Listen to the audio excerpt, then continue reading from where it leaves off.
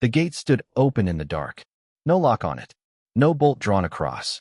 Just a thing of weathered pine hanging from a single hinge and waiting. Ezra Hollenbeck had walked past it at sundown the way he did every evening, walked past it in the morning the way he did every morning. He had not closed it since the night his boy rode away.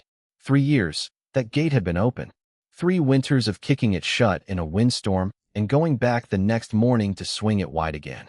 3 summers of leaving it so a rider could come through without dismounting. Cattle found it sometimes and wandered the wrong direction, and Ezra would sigh and herd them back without complaint. It was not, he had decided, the cattle he was leaving the gate open for. Before we go further, settle in wherever you are tonight. We love knowing who's with us. Drop a comment and tell us where you're listening from. Now, back to the story. The Nueces country in South Texas, late in the year of 1889, was a hard place to be a small rancher and a worse place to be a stubborn one. Ezra ran a stretch of red dirt and mesquite along a bend of the river that his wife Sarah had picked 30 years before he knew what picking meant. She had grown up in that house. She had buried her own mother under the live oak at the edge of the property. When she married him, she had brought him back to the land like bringing a horse home to a familiar barn, and Ezra had loved her for it. She was gone 6 years now. Stroke, quick, merciful. He had dressed her in her Sunday dress because he did not own any better and because she had been raised to meet her maker clean. Caleb had helped him. Caleb had been 19 then, raw and quiet, the kind of boy who would hold his mother's hand in the parlor without flinching and then go out and break a wild colt in the morning. Ezra could see, even then, that the boy had something in him he had not earned, something Sarah had given him, a stillness in the middle of chaos. After Sarah died, the stillness inside the boy began to leave him. Ezra did not see it because Ezra was busy staying alive. He ran the cattle alone. He mended fence alone. He sat in the kitchen at night and listened to the house breathe the way houses do when the only living thing in them is the man. He began to drink a bottle of whiskey on Sundays that had no name and no business on his table. He began to say things he should never have said. The fight had been nothing. A fence post. A young cow in the wrong pasture. Ezra had said the boy was built the same as the cow, pretty from a distance, useless up close. He had not meant it. Or he had meant it for 1 second, the kind of second that travels. Caleb had ridden out before dawn with a saddlebag and a tin of coffee and a photograph of his mother he had folded into the lining of his coat. He had ridden north. He had not written. He had not come back. And Ezra, who had been a hard man to the land and a hard man to himself for 62 years, had walked out to that gate in the dark and unscrewed the latch and swung it wide and left it. Because what if he came home? Now, on the 3rd evening of an honest rain in the 2nd week of November, a girl came in from the brush country, bleeding from her hair to her shoulder. She was not a child. She was 22 or thereabouts, brown-haired, brown-eyed, fierce in the way a cornered animal is fierce. Her dress had been good cloth once. Now it was torn at the shoulder and stiff with something dark along the sleeve. She came through the open gate without slowing, walked straight to the porch, and sat down on the step as if she had been there before. Ezra came out with the rifle and saw her and set it down against the rail. He did not ask what had happened. He went inside and came back with a tin basin of well water and a strip of white cotton his wife had hemmed years before. He knelt in the dirt of the porch and began, gently, to clean what needed cleaning. Her name was Mara. She told him after a while, between drinks of water he kept offering her. Her name was Mara Reyes. She had come from 70 miles southwest. She had been a woman of the household, she said, for a man who had decided women of the household were property like any other. She had run. He had chased. He had caught her and beaten her along the salt flats north of Laredo, and she had rolled off the road into a thicket of mesquite and crawled the rest of the way on her hands and knees. Ezra listened. He had heard stories like this in his life. Every rancher in South Texas had, but never with a girl bleeding on his own porch. He kept cleaning the wound. He put a hand on her shoulder and she flinched, and he moved his hand again. He said, "Nobody will come through this gate that I do not invite. You sit where you are until you've rested." The man she was running from was named Phineas Rooker. Ezra knew the name.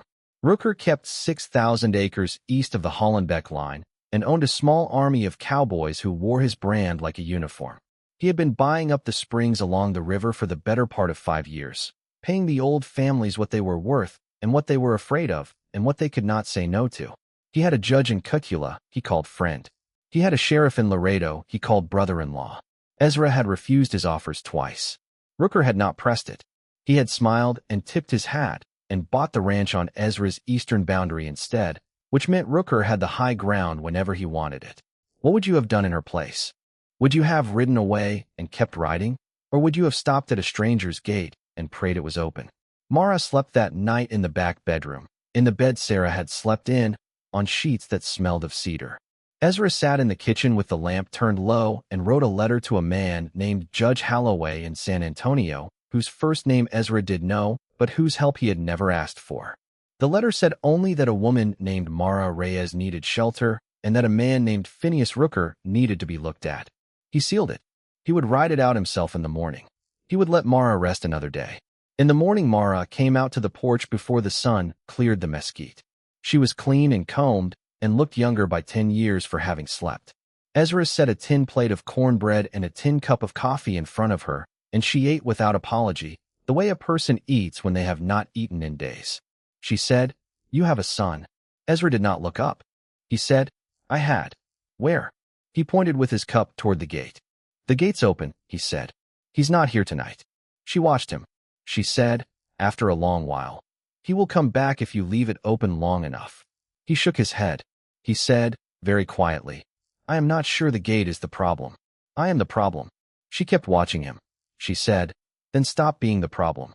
Ezra laughed once, the way a man laughs when something has hit a place he did not know was soft. He stood up and tucked his hat on and went to the barn for the horse. He rode the letter into Cutula himself, 20 miles to the east, in a cold wind that smelled of coming rain. He mailed it from the post office with his own hand.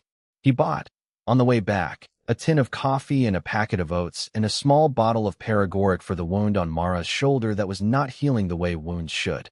He tied the parcel behind the saddle and turned the horse north toward home, and the horse, knowing the way, picked up a smart trot. What Ezra did not know was that Rooker had a man named Lee Farrow who worked the trail from Laredo and who had picked up Mara's trail 3 days before at the Salt Flats. Farrow was not a man who chased women for sport. He was a man who chased women because he was paid to chase women, and Rooker paid him well.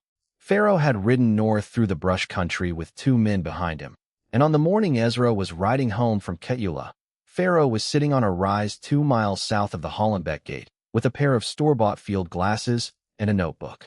He saw Ezra ride in. He saw the horse had a destination. He saw no woman riding with him.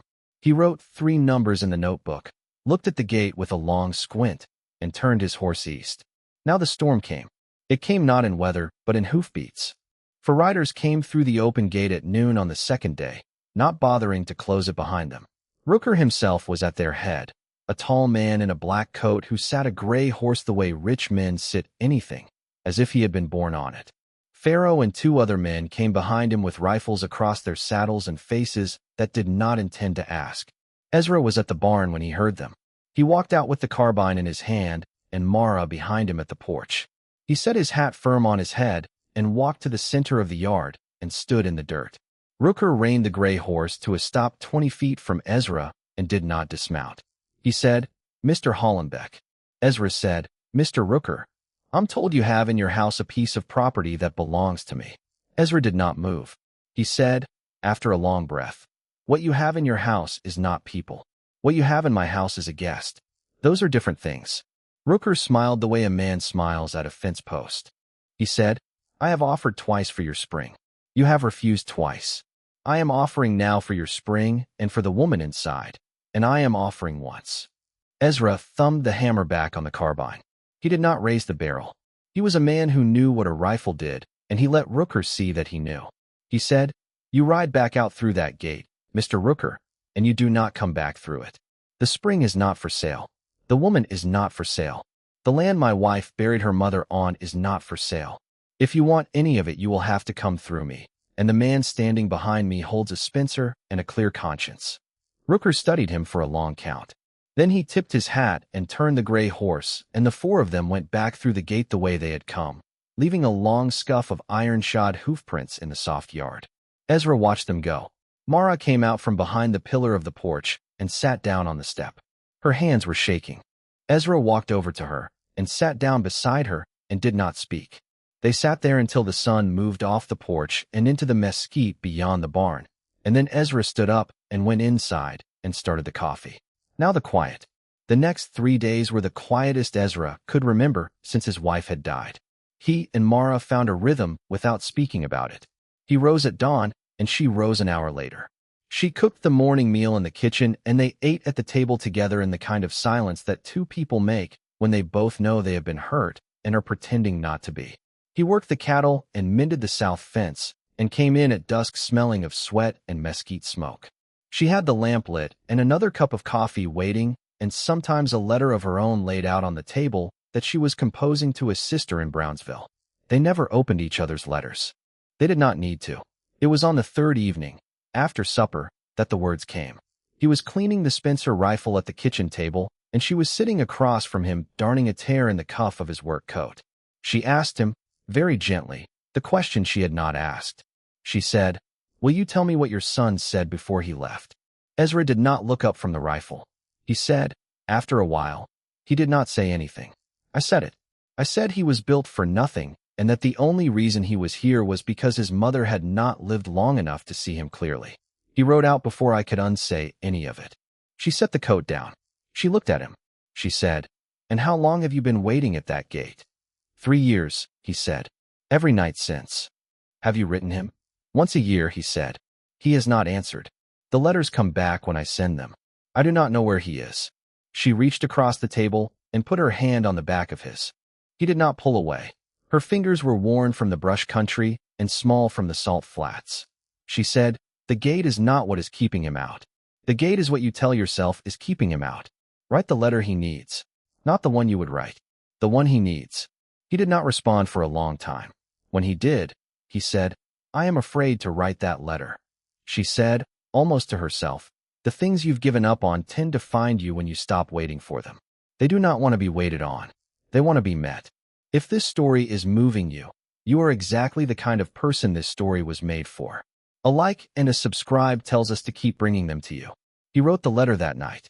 Not the one he had sent 3 times before, the careful letter, the polite letter, the letter that asked nothing because it was afraid to ask anything. The letter he wrote now was not a letter at all. It was 4 pages of handwriting that ran downhill, because his hand had been on the fence post all day and his eyes had filled more than once. He wrote the words he had said the night Caleb left. He wrote, beneath them, the words he had meant. He wrote that Sarah would not have recognized the boy she raised and the boy he had become, because the boy he had become was the boy she had raised, only older, only hurt. He wrote that he had been wrong. He wrote it twice. He wrote that the gate was open. He wrote that he was sorry a man could not, on this earth, earn his way back into a thing he had broken, that all he could do was stand at the broken place and wait and let himself be seen. He folded the letter. He sealed it with the wax his wife had used on her jars of fig preserves. He addressed it to the postmaster at the town Caleb had last written from 3 years before, and he sent it. Now the storm. It came on a Saturday morning 10 days after Rooker had visited. Rooker came back, this time with 8 men, and this time he did not stop at 20 feet. He stopped at the gate itself. He came through the open gate, and Mara was already on the porch, and Ezra was already in the yard with the carbine and the Spencer across his back. Mara had, in the past 10 days, learned to load a shotgun because Ezra had taught her in the evenings when the cattle were bedded down, and she had a way of holding it that was not graceful but was steady. Rooker said, from the saddle, "Mr. Hollenbeck, I will say this once. Bring me the woman. Sign the spring over. We will all leave this morning, and we will not return." Ezra said, "Mr. Rooker, I will say this once. This is my wife's home. This is my son's gate. There is nothing on this land that is for you, and there has never been anything on this land that is for you. Ride back out, or do not ride back out. The choice is yours, and it is the last free choice you will make on this property." Rooker swung his horse forward. At the same moment Pharaoh, who had been watching from the flank, raised a pistol and fired into the yard. The shot hit the post of the porch by Mara's shoulder and sprayed bark across the front of her dress. Mara did not flinch. She raised the shotgun and fired once into Pharaoh's horse, and the horse screamed and went down, and Pharaoh rolled out of the saddle and lay in the dirt holding his leg. Ezra raised the carbine. Rooker pulled his own horse around. The 8 riders milled in the yard like cattle in a pen with no open gate. Then, from the north end of the yard, a lone rider came in from the road at a long, hard gallop. He was on a gray mare. He was lean and sun-darkened, and he came through the open gate without stopping and pulled up in the middle of the yard with a pistol in his hand and a familiar squint to his eye. He said, "Papa." Ezra looked at him. He had not seen the boy in 3 years. The boy was taller. The boy was leaner. The boy had a scar along his jaw from a fight or a fall. The boy had his mother's stillness. Caleb did not wait. He fired once into the wheel of Rooker's gray horse, and the horse reared and Rooker's hat fell off, and he grabbed for the rein. The 8 riders began to break. Pharaoh was on the ground. The yard was full of noise. And then, from the south road, 3 more men came over the rise at a slow trot. They wore the star of the deputy marshal's office. They had, in their saddlebags, a federal warrant signed in Austin for the arrest of Phineas Rooker on the charge of peonage and the unlawful transportation of a woman across a state line. The deputy marshal that day was a tall, square-jawed man named Tom Hollis who had been riding south from Austin for 3 weeks with that warrant and had stopped at the post office in Cutula for a telegraph that came from a Judge Holloway, which Ezra's letter had reached. Rooker saw the star, and his face changed in a way that a man's face only changes when he has been a long time certain of something and is no longer certain. He dropped his pistol. Pharaoh crawled toward the porch with his leg trailing wrong. The other men dismounted and laid down their arms the way men lay down arms when a marshal is watching. Hollis read the warrant aloud because he was a careful man and wanted everyone in earshot to hear it. He said to Rooker, "Stand down, Mr. Rooker. The woman on this porch is not your property. You are going to be the property of the federal government for a long while." They took Rooker. They took Pharaoh on a stretcher. They took the 8 riders with their hands tied in front of them.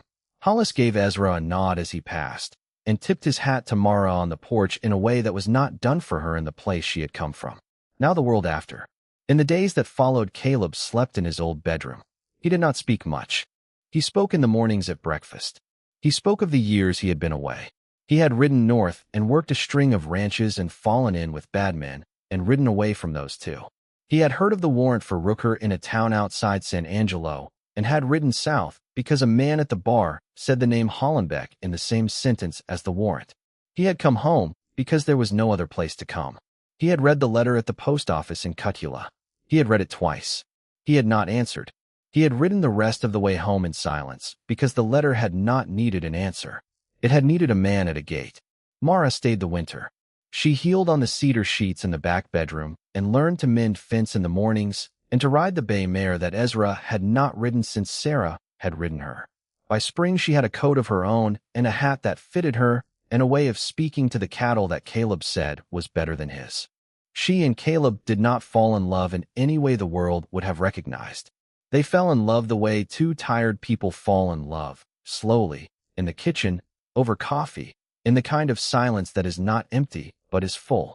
By the second winter, Ezra walked Mara to the parlor and stood her in front of the photograph of Sarah that hung over the mantel and said, "I would like you to be a member of this family, with my permission and your own." She said yes. Caleb said yes.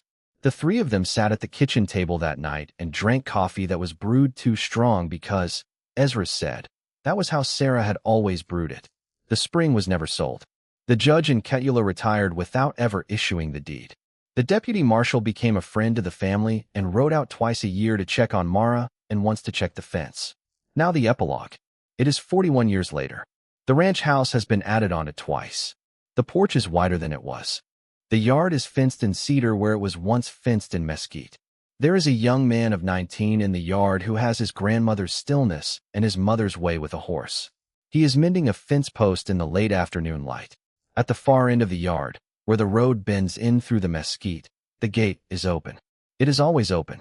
There is a man in his 60s sitting on the porch with a coffee cup in his hand, and a woman of 63 in the kitchen who has been singing the same lullaby to no one in particular. There is a brass key on a peg beside the door that has not been used in 40 years because there is no need for a lock when the door is never closed. The young man finishes the post and stands. He looks over at the gate.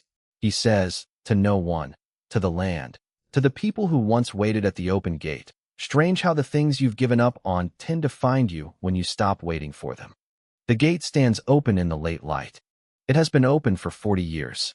Next time, we'll tell the story of a one-eyed woman who answered an advertisement for a wife on a remote Wyoming ridge, and the homesteader who discovered on the day she arrived that she could not read the contract he had written, but understood him better than anyone ever had.